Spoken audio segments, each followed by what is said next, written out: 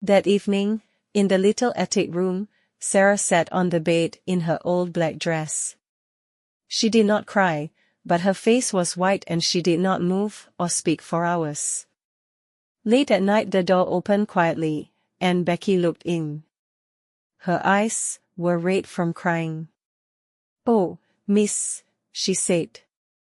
"All the servants are talking about it. I'm so sorry, so sorry."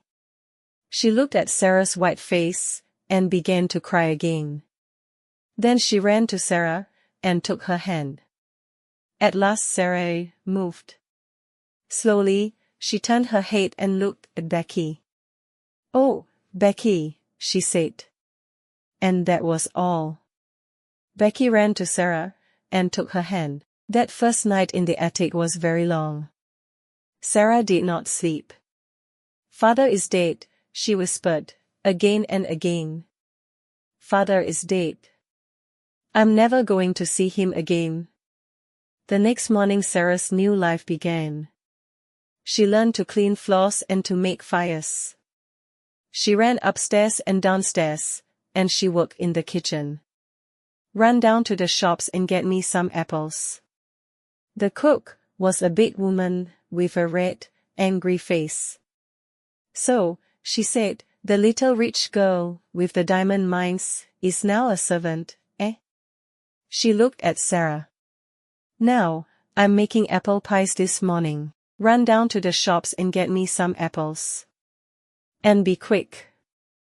So Sarah ran to the shops and carried a big bag of apples back to the house.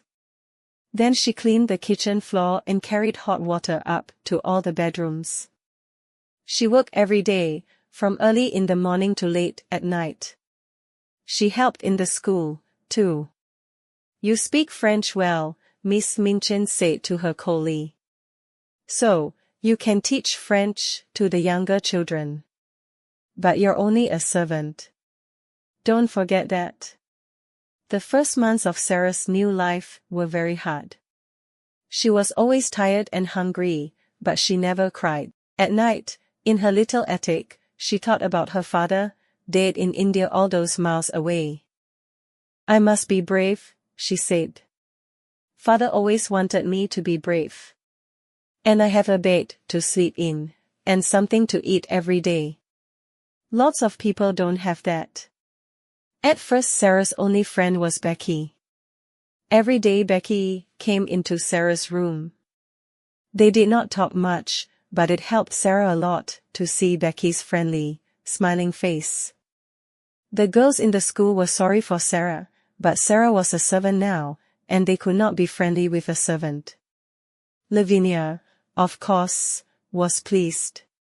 "One never liked Sarah Crew," she told her friends.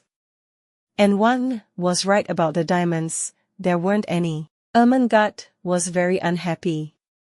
When she saw Sarah in the school, Sarah walked past her and did not speak. Poor Ermengarde loved Sarah and wanted to be friendly, but she was not clever, and she did not understand. "What are you doing here?" said Sarah.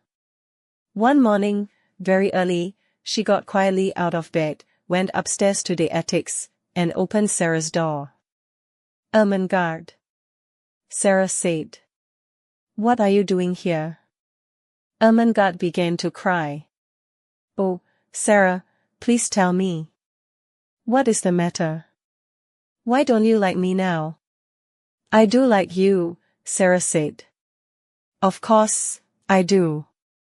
But, you see, everything is different now. Miss Minchin does not want to talk to the girls.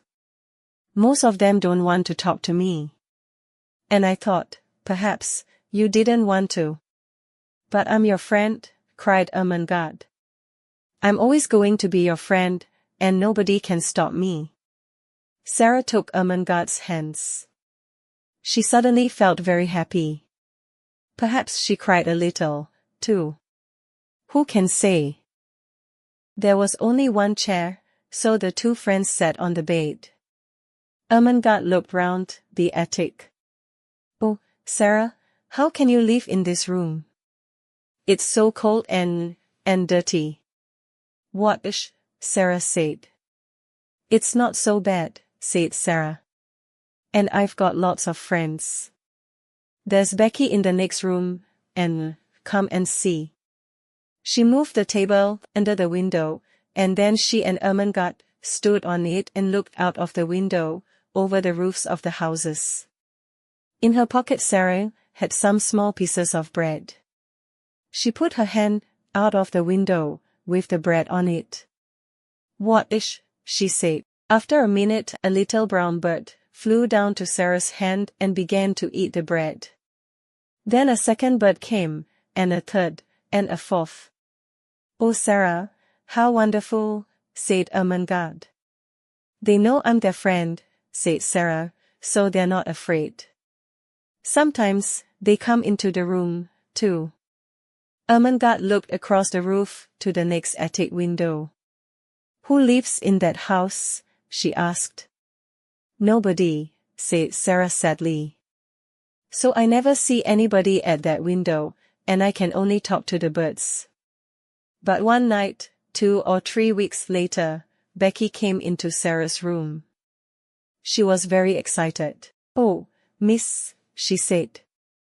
An Indian gentleman is moving into the house next door. Well, he's English, but he lived in India for years and years. And now he's going to live next door. He's very rich, and he's ill. Something bad happened to him, but I don't know what. Sarah laughed. How do you know all this? She said. Well, miss, you know the Carmichael family across the street. Becky said. I'm friendly with their kitchen girl, and she told me. Mr. Carmichael is the Indian gentleman's lawyer, so they know all about him. Please subscribe for more practicing English by informative content.